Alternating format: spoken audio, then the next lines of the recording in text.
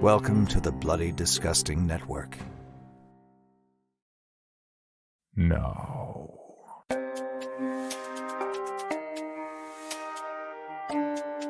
This is Creepy, a podcast dedicated to sharing the most famous, chilling, and disturbing creepypastas and urban legends in the world.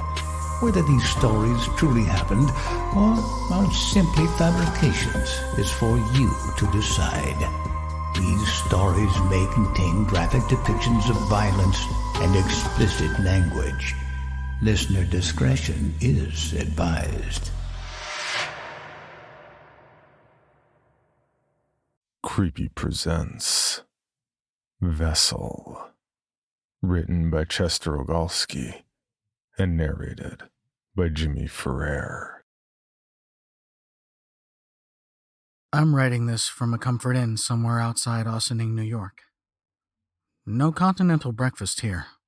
Remember those? Cereal in tiny, colorful boxes with your favorite characters on them. Little handles. Good times. Those used to be a thing when I was a kid. Parents would take us down to the Jersey Shore and Mom would fill up our beach bag with them from the motel lobby. Took all the croissants, too. Tony the Tiger, that green frog whose name I never remember. Heads poking out amongst baked goods trying to catch a glimpse of the ocean. Look at me now, Mom. Sitting in a motel with all the pages of Gideon's Bible ripped out and stuck all over the windows. Anything glass. Anything to keep the face out. I can't escape it. But this professor says he can. Or at least give me some kind of explanation. So, I've got this legal pad, and a lot of time to fill, to organize my thoughts. I consider myself to be a serious person. Call me Jake. I don't rattle. Spending 4 years in the U.S. Marine Corps as an 0311. Grunt for the layman. We'll do that to you. Or have you howling in the middle of the night and reaching for the bottle, the pills, the needle, anything to escape it. That's not me, though. Not that I would ever judge the way a man deals with those kind of demons and the hell we face down together in the sandbox. I've heard it described to me by a buddy of mine who struggled with severe PTSD as a projector in your head, being on constant loop replaying the fucked up shit you saw over there. But he's getting shot and blown up. Civilians mangled. Gunned down over fucked rules of engagement. A literal hell. Full volume. Live in Technicolor. I was lucky that it didn't happen to me. You never could tell who it would affect. The biggest, baddest on the outside, only to be found having hung it all up when the shit got heavy. I put rounds downrange, and they were put right back at me. I came home and I got healthy as a horse. Mentally and physically, tip-top shape. Big time fucking lucky. And that's really all there was to it. Dumb fucking luck. I kept my nose clean while plugging away at a degree in economics and living a modest, uneventful life on the GI Bill. Enough money rolled in to where I didn't have to work and was able to live okay. Rent was cheap in Newark, for good reason. Nearing graduation, I realized the GI Bill party was nearing an end, and it was high time to find a job.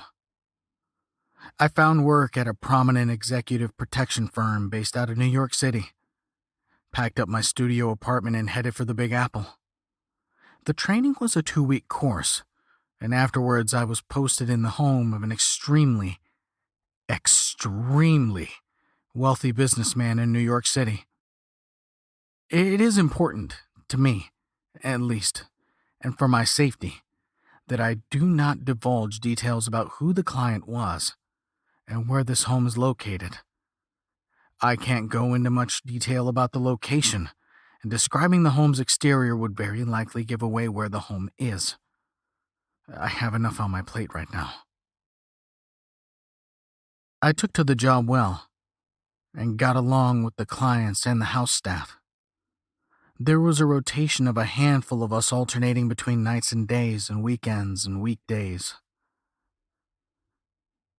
Everyone worked alone, and everyone besides our boss, we'll call him Tom, had been there less than 6 months. They were all Tom, Jim, Ed, John, Chris, Joe. Seemed to me that you got promoted and the first rite of passage was to chop off half of your name. Since I was the newest addition, I worked the night shift, where there were minimal interactions and less of a chance for something to go wrong. I did rounds hourly, starting from my guard post, which housed all the security cameras, alarm panels, fire suppression system, and other various security equipment. I always started from the bottom of the home and went upwards. The sub-cellar housed all the boilers, cooling, plumbing, laundry room. The kitchen, wine room, pantries, and staff quarters were on the cellar floor. The first floor, or the ground floor, had the large dining room, where formal dinner parties were held along with the foyer, my guard post office, and the estate manager's office. Above this was a second floor where the study, recital room, and reception room were located. Floors 3, 4, and 5 all had guest bedrooms. The master bedrooms and a living room with a large skylight. If you couldn't tell already, they live in a fucking palace. About 2 months in, I got an email from Tom that the clients were having a party that night, and to make sure I wore a black suit, a white shirt, and a black tie. Okay, roger that. The email went on that this was a formal party they held every year on March 20th, and I would have to sign an additional NDA about what I might see that night. Okay. Fucking weird, but okay. I arrived on site, 15 minutes early to make sure I got all the information I needed from Tom. I walked into the side door that staff used, which led into the hallway where our security office was located, along with the service elevator. Tom and the estate manager, Helen, were waiting for me. Jake, glad you got here early. We have some things to discuss before everything gets started, Tom said, clasping both of his hands as he spoke. Helen has the NDA I mentioned to you, as well as that you'll have to sign before your shift. I looked at them briefly before I spoke. Helen had a wide smile on her face. She was a middle-aged box blonde that always looked far too put together. Born in a pantsuit. Lots of peach and salmon colors making her pale skin look washed out. She didn't say anything at first. Why do I need to sign another NDA? We have a standard company NDA that I agreed to stating that I won't divulge anything client-related, I said. I asked. Helen stepped forward, widening her grin before speaking. If she was trying to look more friendly, it wasn't working. This is for us to keep on file. The attorneys, you know how that can be. They're requiring us to get one from you. It's a whole bunch of legal mumbo-jumbo. Don't worry too much about it, she said as she waved her hand and scoffed. They both stared at me, waiting for me to take a pen and sign. Tom smiled and nodded his head towards the document. I relented, and I signed. Great. Well, that takes care of that. Tom will give you the details of what's needed tonight. She grabbed the document off the desk and scurried out the door leading into the house. Tom gave me a quick rundown of what I had to do that evening. standard access control and roaming occasionally around the party to keep an eye on things. Told me it was supposed to be an easy night. He didn't look me in the eye the whole time he spoke, and hurried out the door, giving me a quick wave in the window with his back turned as he pulled the gate open and left. The iron gate smacked against the maglock, an ominous symbol of finality. If you haven't noticed, there were quite a few fucking red flags. Guests began arriving a little after 8. Helen stood at the main entrance door, checking them in while I watched over the security cameras. Everyone arrived in the evening wear, holding something in their hands. I couldn't make out what it was. The camera was up too high to see. Approximately 150 guests were expected. By 10, everyone had arrived. Before making my rounds through the party, I realized that they all had on a mask. And that's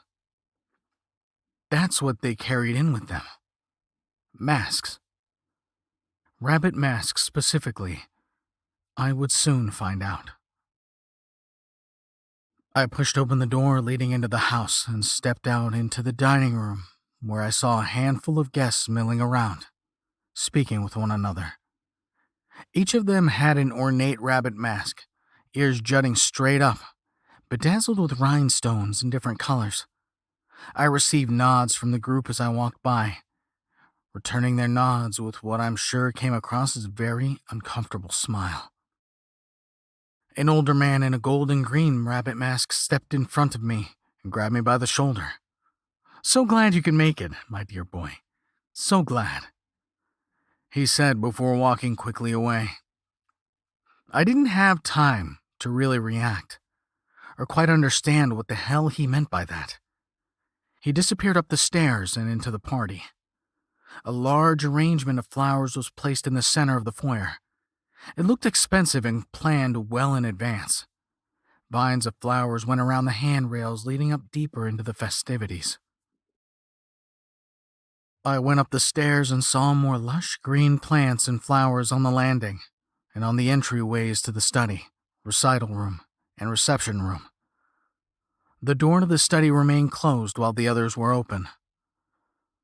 I took up a post in the recital room, and from where I was standing, I saw, not quite sure how to describe them, small, childlike adults playing instruments.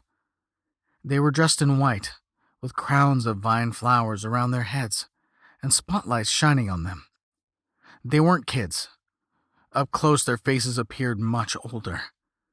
The instruments they played were unfamiliar to me. I believed I saw a harpsichord, flute, a small drum, and maybe a fiddle or a violin. The music was awful, sounding out of tune, and to me, like they never played them before until that night. Guests circled around them, though, and watched as if they were witnessing a grand performance, clapping off and on even with the song hadn't ended. A white bassinet was off to the side, and I saw guests get up occasionally to drop things into it. I figured it was likely money. I made my way over to the reception room next, to check on what was going on in there. A bar was set up in the back, and I took a seat on the stool next to the bartender to survey the activity going on. Guests walked up and gave me a nod before ordering, smiling with their rabbit masks on. I was starting to get uncomfortable, asking myself whether I was going crazy, or did everyone here fucking know who I am? I left my seat to go find Helen. She was in her office on the ground floor, off to the side from the foyer. The glow of her computer monitor was the only light on as I walked in. She was looking out her window with a cigarette lit in her hand, through Venetian blinds overlooking, well, let's leave it at that. "Rough night?" I said from the doorway. Helen didn't look over and continued to take long pulls off her cigarette. To tell her smoking wasn't allowed inside would have been moot. She knew the rules. Where are the clients? I haven't seen them tonight at all. They flew out hours before the party started. Some type of emergency down in Louisiana, the family home. Too much was already in motion and they didn't want to cancel. Why don't you just relax in the security office? I think it's all under control, she said. She ashed her cigarette on the floor and I left it at that. I went back to my office and watched the activity from there, sufficiently weirded out. Little did I know, the party was only just beginning. The party lasted until a little after midnight. Cleanup by house staff took roughly another hour. Helen waved at me from the foyer and left without saying a word. But by about 1:30 in the morning, I was the only one in the house. I sat in the office and thought over the strange night's events. Party in the house. Clients left town before it began. It's all strange music. Rabbit masks, held every year on the same date. What the hell is even today? I did a quick search online and found that it was the spring equinox. Some kind of spring party, I thought. That's not that crazy. I made myself a pot of coffee and put on a movie, hoping this shift would end quickly. Around 4 a.m., I got an alarm in the study for one of the paintings. All of the paintings in the house were worth quite a great deal of money and were equipped with motion detectors that would cause an alarm to go off in our office if someone moved one of them. Typically, this was because one of the maids dusted a little too vigorously and set it off. I looked at the camera in the study, which was where the alarm was coming from. The lights were off, so I couldn't see much. I'd have to go and take a look to make sure nothing fell off the wall. That was one of the first stories Tom told me. How a former member of the team ignored an alarm for one of the paintings on the night shift, only for it to be found by the client the next morning. Boom, fired. I grabbed my flashlight and made my way towards the study. An important fact as well is that the lights in the house operate on a timer, and any messing around with the light switches manually messes up the timer. I'm not sure how accurate this was or is, but I believed it at the time. I always kept lights off and used my flashlight to get around. It was pretty fucking bright anyways. So don't think I'm a moron because I didn't immediately go for the lights. I got to the door to the study at the top of the landing and opened it up. The towering dark wood doors looming over me as I entered. My flashlight lit up the study, shining light on the rows of old books spanning the entirety of the room. The alarm was for a painting I hated. The screen of the art alarm system gave a picture of the painting that needed to be checked, which in this case was of a nun with yellow eyes. To me, it was a nun based off how she dressed, in black and white, with some type of headdress on. The thing that always got me was the yellow eyes, and the fact it was perched on the stand in the middle of the room facing the door.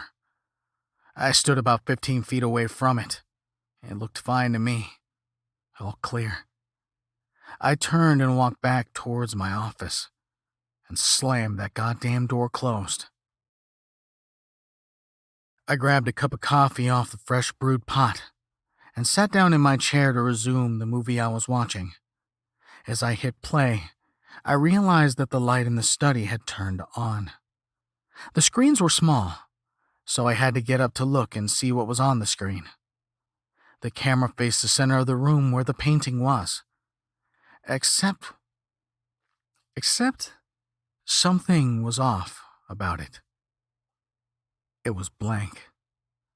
The painting was there, but there was no woman in it. Just a blank canvas from what I could see. I sat back in my chair, dumbfounded, not fully realizing, nor wanting to believe what exactly I was seeing.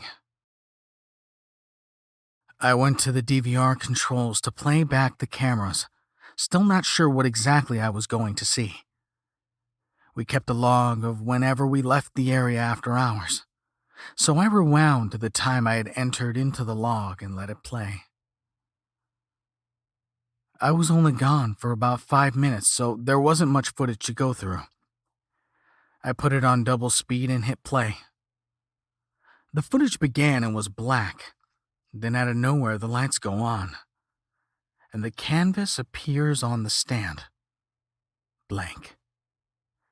As I stood there looking at it, another alarm went off.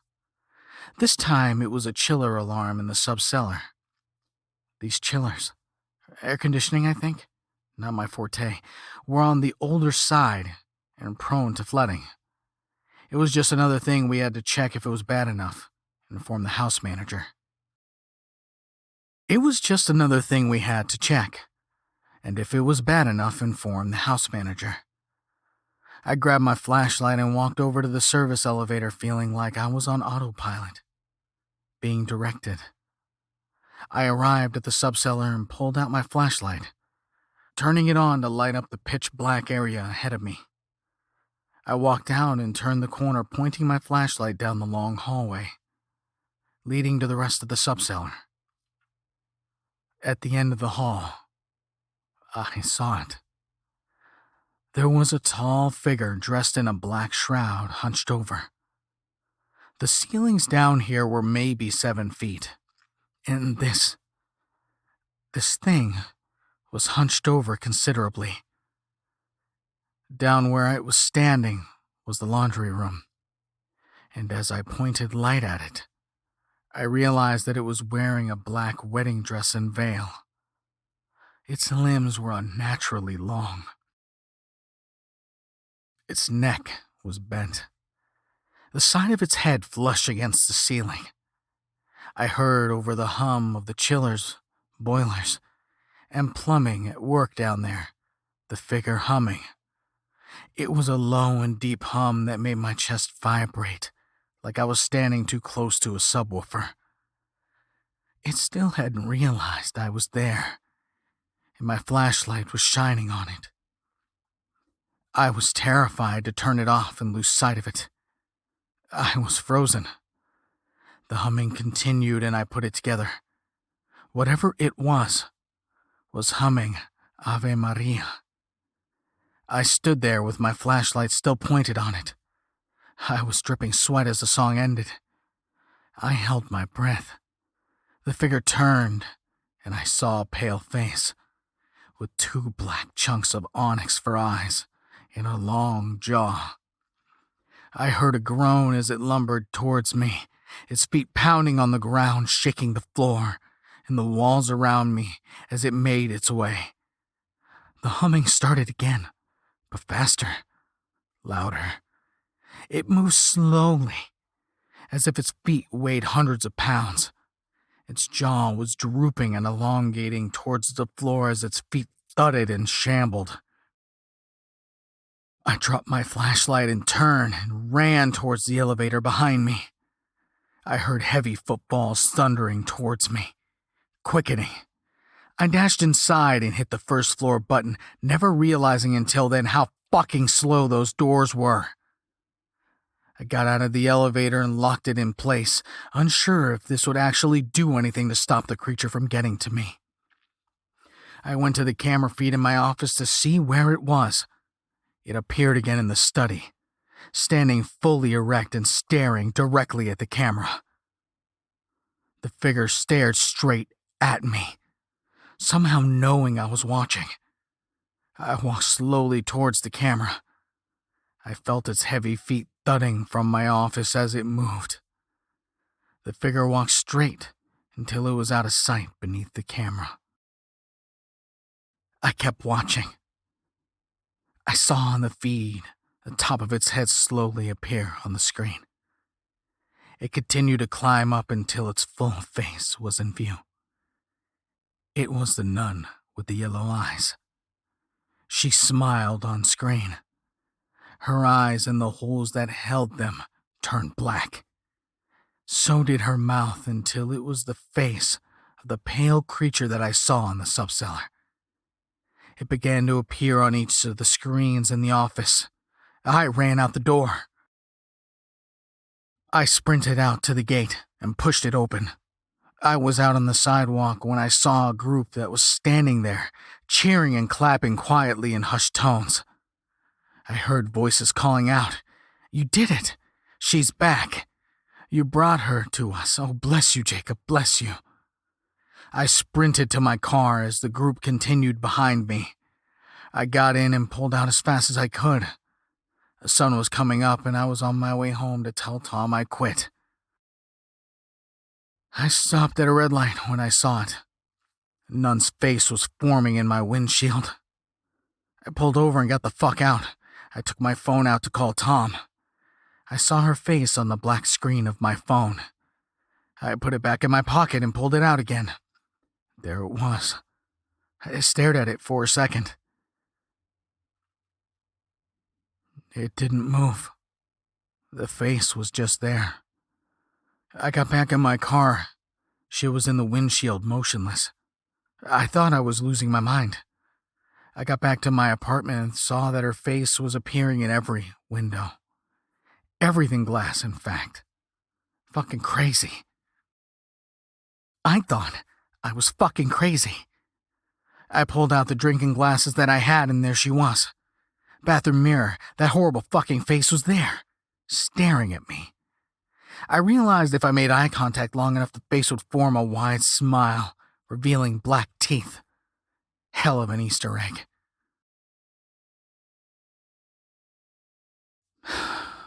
I didn't sleep for 3 days. Still haven't. They called me Jacob. How did they know me? I went by Jake. Always. I pulled open my laptop and did what research I could with her fucking face in the glass of the screen, staring at me. I must have sent 3,000 emails. I got a reply from a professor at Yale, who for whatever reason only wants to talk in person. So I'm on my way. I just need some sleep. I ripped out the pages from Gideon's Bible in the dresser to cover up all the glass here. I just need sleep. That's where she appears, and she's beginning to taunt, sticking her tongue out if I see her too long, disjointing her jaw and letting it drag open. I just need a couple of hours to make it to Connecticut. Answers lie there. I just woke up. Got maybe 3 hours of sleep. It's 04:36. She's talking now. Vocal. She needed a vessel, and I was there.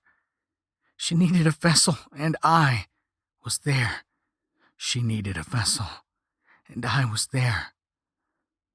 I needed a vessel, and there you were. I needed a vessel, and there you were. I needed a vessel, and there you were. Vas mihi opeserat, et ibi eras. Vas mihi opeserat, et ibi eras. Vas mihi opeserat, et ibi eras. We have to go now. Creepy presents Live Birth of Humanity's Legacy, written by Allison Summers and narrated by Rissa Montanez. Children toss a starfish like a hot potato while I squint at a smooth boulder a mile up the coast. It wasn't there when I surfed here 6 months ago. Spotting important discrepancies is half my job, and the least recognized skill as a DevOps engineer for the worst unicorn startup in the Bay Area. I'm unsurprised that the crowd hasn't noticed. Bodies swarm the beach like locusts. I had the good sense to schedule my vacation 6 months ahead of the Santa Cruz surfing season, ensuring another on-call scheduling overlap wouldn't cause me to miss out again. but I can't even hear the waves over the tourists. And I can't catch a wave without worrying if another surfer is going to bang into me with their lack of safety etiquette. I breathe in. My lungs fill with crisp air. Rage vibrates against my ribcage, clawing at the flesh, longing to fly free. The 20-pound surfboard lightens and bounces off my chest. I wade in from the shoreline to the shallows. Breathe out. I climb onto my stomach, toes curled against the plastic. My hands dip into the chilled salt water, mechanically, as if my body has chosen to flee while I'm swallowed by agoraphobia. I paddle perpendicular to the waves. The screaming children and yelling surfers fade out as I sink into the repetitive shoulder rotations and smoldering burn in my back. I trust in myself, even if I haven't swam long distance in the open ocean since I lived in Miami years ago. Either I swim out or return sobbing to my car. When I'm between the horizon and cliffside, beyond the well-trodden beach, only then the tension dissipates from my toes. Kelp catches between my fingers. The underwater forest stretches between me and the cliffside. No real barrier against slamming into my own death. And I paddle further out into the ocean to avoid disturbing the life below. But the only things I see in the kelp are plastic bags bobbing on the surface. I watch the smooth boulder, holding it fiercely in sight as if it's what's dragging me to safety instead of my own limbs. I've never visited the remote beach, regardless of how often I daydreamed of it over the past 6 months. Though I sob behind a screen 30 times more often than I taste salt water, I think of myself as a surfer first and site reliability engineer second. What's this vacation for if not to continue the self-deception? If I swim there, maybe that'll be enough to get me through the next month. Humidity and droplets on my goggles impair my vision. They're prescription strength and provide gorgeous details underwater. But on my surfboard, they only serve to protect my eyes from the salt. Besides, if I removed them, my natural eyesight probably couldn't pick up the boulder's white streak. As I draw closer, the smooth boulder's white streak sharpens into a pectoral fin. Barnacles break up its outline.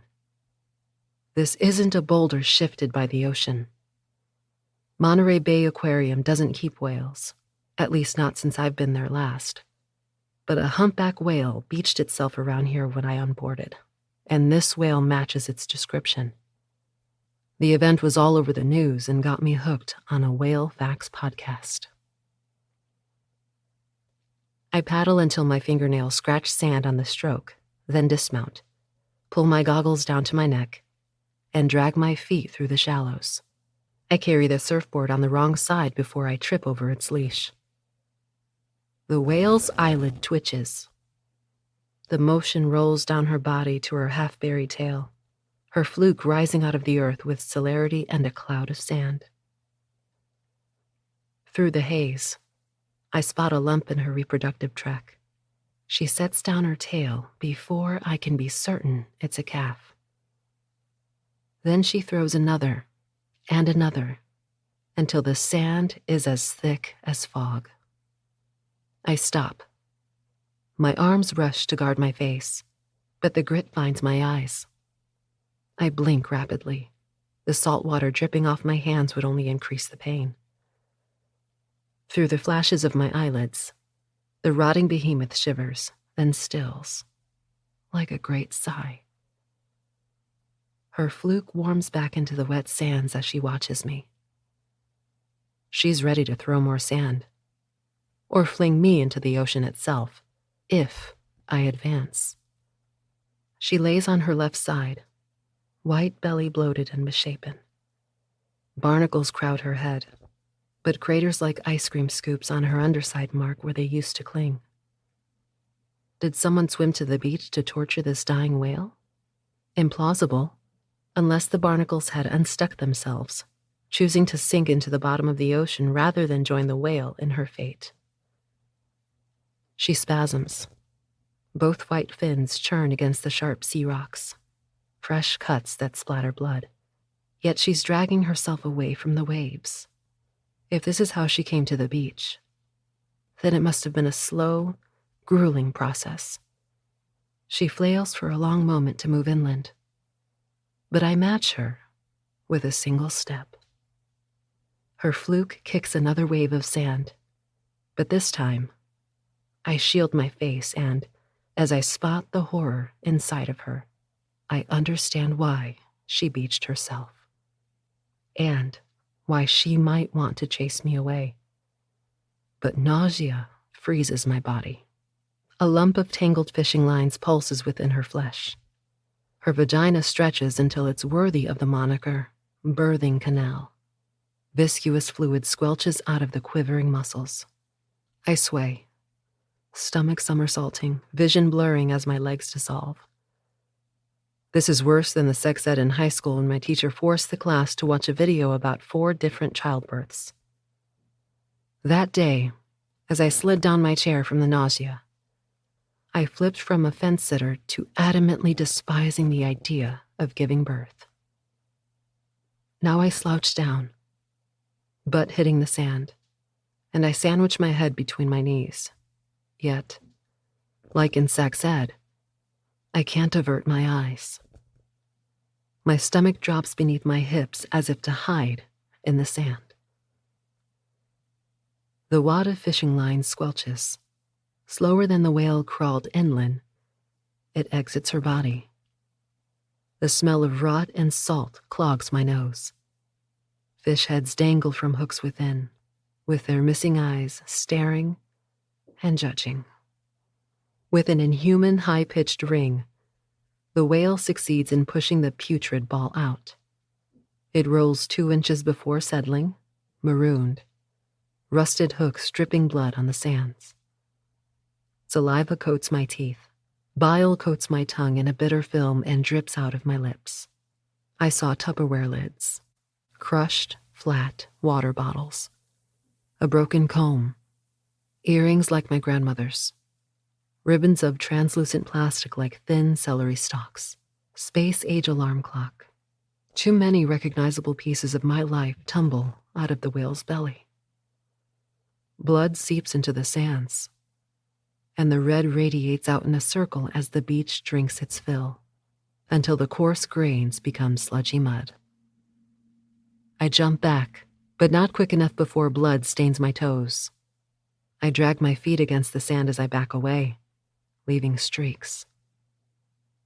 The blood does not stop running as glasses, a snorkel mask, and plastic all squeeze out of the wound. As her belly deflates, the whale's breath heaves. The whistle of her blowhole fires intermittently, but she is still alive while the torrent of plastic alleviates into sporadic showers. Together, the small pieces form a mound as large as a newborn whale calf. Plastic pens, the most expensive of the cheap variety, and my homework companions in university, all tumble onto the pile. Ink spills from the broken ones and darkens the blood. The umber-colored garbage could have been eco-friendly lip service in a fine art gallery. The whale spasms, and a final item leaves her body. Unlike everything else, I can't name it at first sight. Transparent yet iridescent like dragonfly wings, slippery like oil, and viscous like honey. It oozes down the garbage pile until it plops onto the sands. The gelatinous goo reabsorbs. Its coloration darkens to wine red, glossy in the sunlight. Then it squeezes into the snorkel tube and disappears within the birthed garbage. The whale thrashes, coiling her body to the left. Her massive head drags, trailing blood over the rocks. She's turning so slowly I almost can't decipher the meaning to her movements. but she's dragging her body closer to the sharp rocks rather than the beach sand. She's avoiding the garbage pile, even when the only other way to the ocean is excruciating. Mindful of her tail, I cautiously step closer. Either she doesn't notice or doesn't care. So I sprint over the last 10 steps and dig my shoulder into her side, and my heels slide in the sand as I push. Thick blood oozes out of the barnacle-sized holes. Her skin is like supermarket chicken and smells rotten. She drags herself half a meter before she stops. Her body stills. I push into her side again, and the whale spasms. This time, there's no method to the madness. Her body wobbles like an upside-down turtle, and her tail nearly smacks me while I back up to the cliffside. A deep cough shakes her down to her pectoral fins. Then again, punctuated by a gurgling rattle. On the third cough, pearls rain down from her blowhole. I crouch and cover my head with my arms. They hurt like a hailstorm, each hit stinging my bare skin, throbbing whenever striking bone. A stray pearl bounces off my shoulder and into my left hand. And then the whale's spasms abate. In between convulsions, she lies still, longer and longer. Her pectoral fins move sluggishly.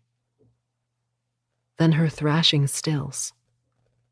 Her maw opens, chin dropping to a rock, baleen teeth glistening a hair's breadth from the sea foam. She's dead.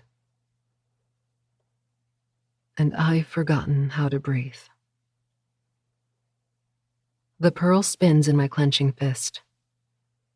It's slimy, but it reminds me of my mother and her obsession with verisimilitude over truth. The texture of its wrongness is the same as her lies. My head presses into the sands. I inhale. Sand follows. It seeps into my nose and mouth as I breathe, and yet I wish for suffocation because today has been the first time I felt anything in a long, long time. Since before I took the promotion. Since before I moved to Miami. Since before I graduated from Virginia Tech. Why didn't I notice? Is this how my mother feels when she says she put her head down for a paycheck and 30 years? My whole life? Passed her by?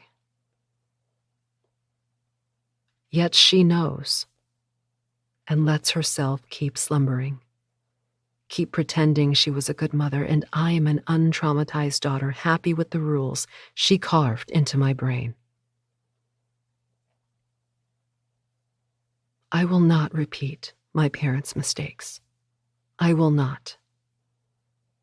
I will drown in the ocean before I destroy myself chasing the plastic American dream, and I will surf again. But first, I must leave this beach. Then I will worry about how I will thrive. Therapy, zero contact with my family, terminate my lease, return to the Gulf Sea. I laugh, sputtering on the sand, because I could have done this months, years ago. Why am I only seeing the obvious flaws of my life when faced with another creature's death? Cold strikes under my right thumbnail. My hand clenches, fingers closing around a rubbery cord. It squirms. Repulsed, I jolt up and cough sand from my mouth. An iridescent thread connects my throbbing fingertip to the garbage. It shimmers like ocean spray where it enters skin, then fades into a dull pink, like a wilting hollyhock, until it joins the wine-red goo lurking within the garbage. The goo vibrates with such intensity the clock it's anchored to sinks into the sand. A second thread shoots out. My left hand blocks my face, but instead, I feel a tug around my neck. The thread yanks my right hand towards the goo. My thumb knuckle pops. Pain flares, then fades into stiffness.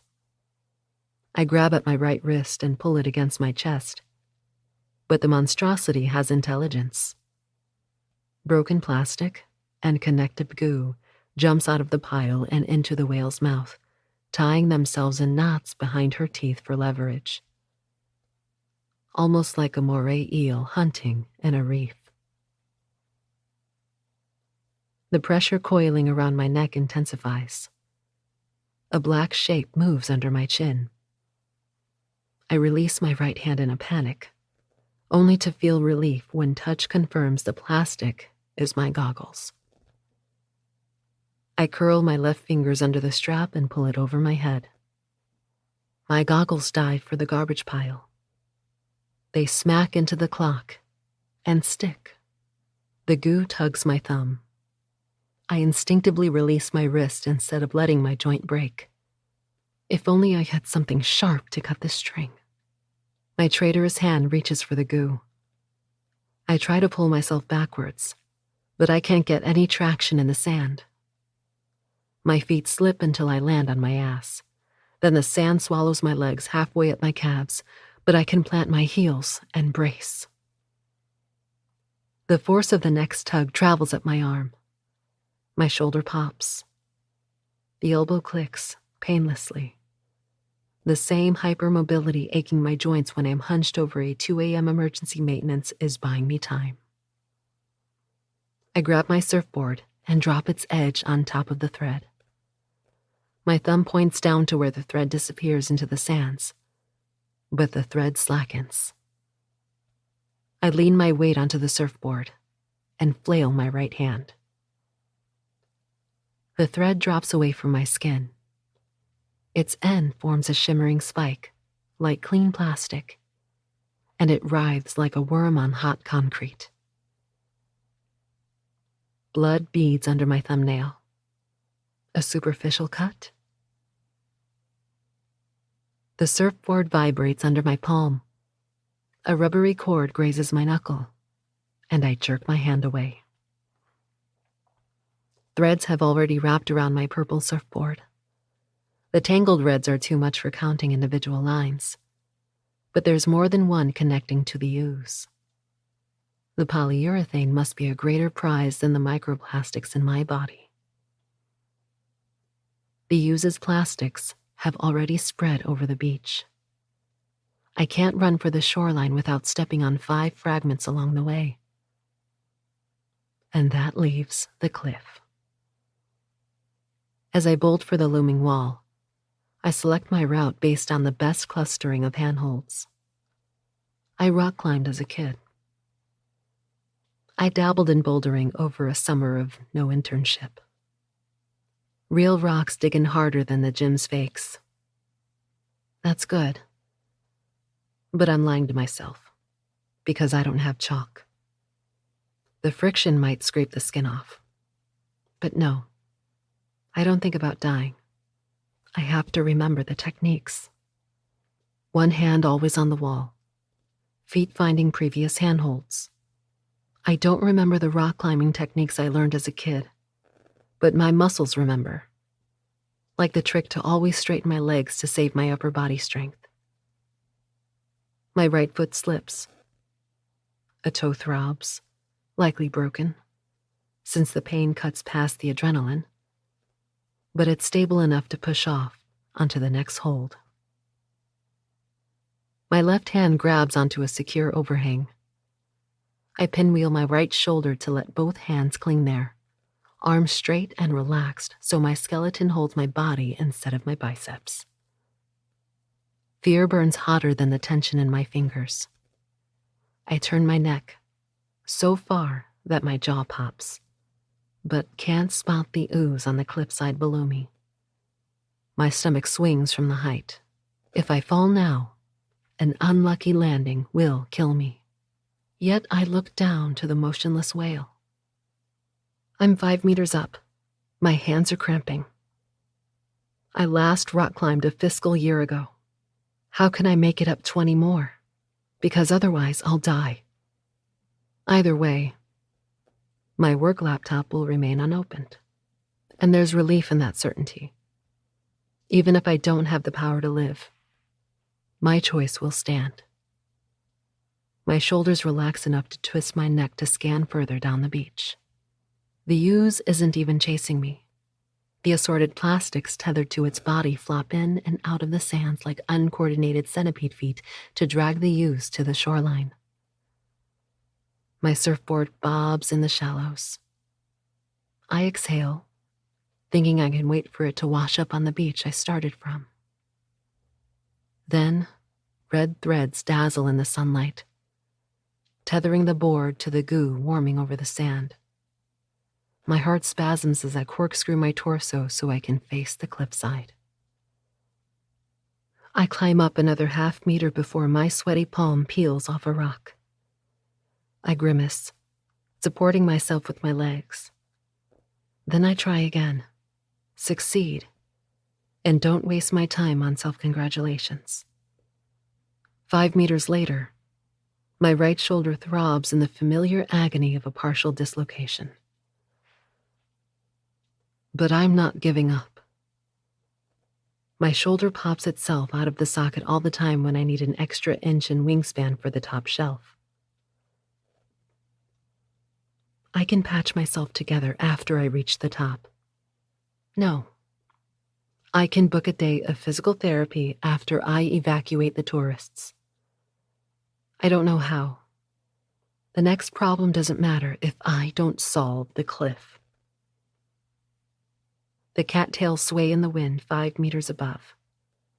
The next handhold is too high.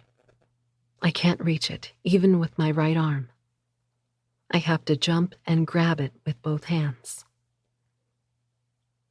The waves crash far below, and I'm probably imagining it. But there's a flash of purple in the ocean. One large, red rock juts out of the sedimentary layers. I clench my hands against their handholds so tightly my fingertips squeeze against the fingernails. I inhale. On the count of 3, I'll live or die.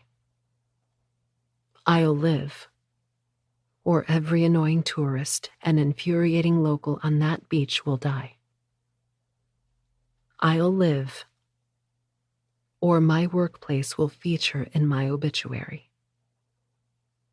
I'll live, or my curiosity will be culpable for a plastic apocalypse. I jump. For more information on this podcast, including how to submit your own story for consideration, please visit creepypod.com. You can also follow us at CreepyPod on social media and YouTube. All stories told on this podcast are done so through Creative Commons Share-alike licensing or with written consent from the authors. No portion of this podcast may be rebroadcast or otherwise distributed without the express written consent of the Creepy Podcast production team and the story's author.